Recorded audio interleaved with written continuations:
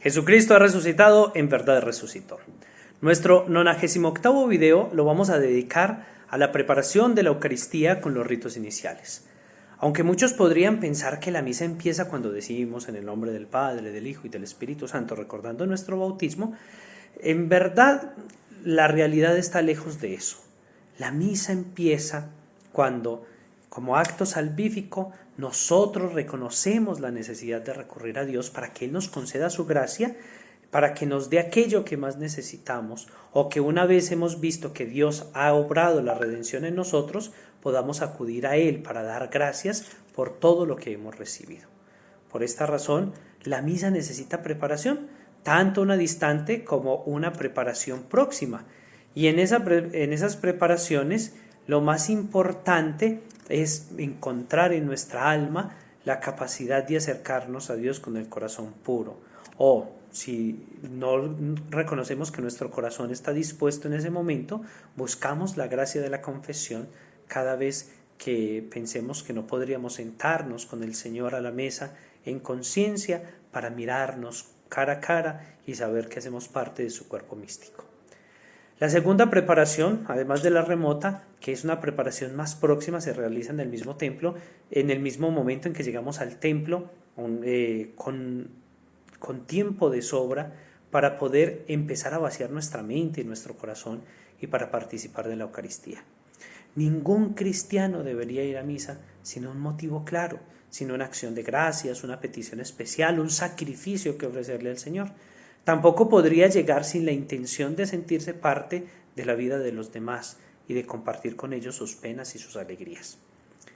También el sacerdote en la sacristía tiene su preparación. Allí,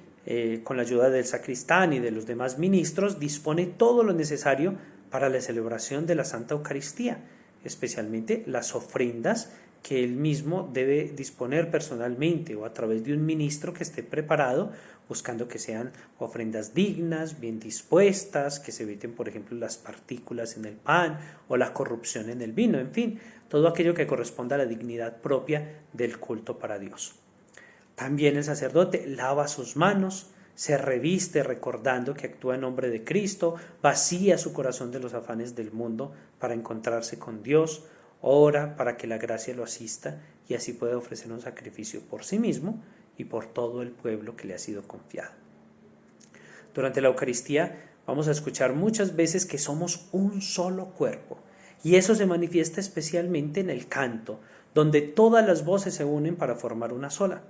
La Iglesia está convencida de que será escuchada porque el Padre Eterno, cuando mire a cada uno de los miembros que está allí, solo va a encontrar en la asamblea reunida a su Hijo único y amado, a Jesucristo, en quien Él tiene sus complacencias, a quien siempre ha escuchado, a quien glorifica y glorificará. La figura del ministro y del pueblo reunido está en el Cristo total del que hemos hablado tantas veces en la liturgia y que es el único capaz de ofrecer el culto que es agradable a Dios y salvar a los hombres. Una vez que el sacerdote llega al presbiterio y hace la genuflexión, la venida al altar, se acerca hasta la mesa del sacrificio y la besa. Ese acto es muy sublime porque el beso encierra muchos significados.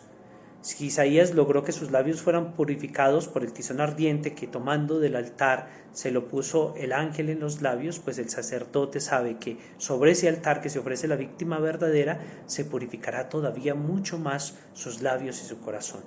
Esa purificación lleva al sacerdote a hablar en nombre de Dios como lo hace en cada saludo. Representa también el desposorio que tiene el Señor con su cuerpo místico, con la Iglesia, con un desposorio, un matrimonio con el cual los dos forman una sola carne, de tal modo que la Iglesia, en la persona del ministro, será al mismo tiempo cabeza, porque representa a Cristo, pero también cuerpo, porque hace parte de la Iglesia. Por esa razón, los únicos que besan el altar son los ministros ordenados, que son quienes representan a Cristo, cabeza, dentro del pueblo. También es una forma de unirse al sacrificio, especialmente el de los santos y el de los mártires, cuyas reliquias, ya sabemos nosotros, suele contener el altar, diciendo que el sacrificio de Cristo está presente en el propio sacrificio de cuantos se acercan a la misa. Luego del saludo inicia el acto penitencial, que tiene 3 formas actualmente: el confieso ante Dios Todopoderoso, o Señor, ten misericordia de nosotros, o aquel que viene con tropos, tú que eres la verdad y la vida, Señor, ten piedad.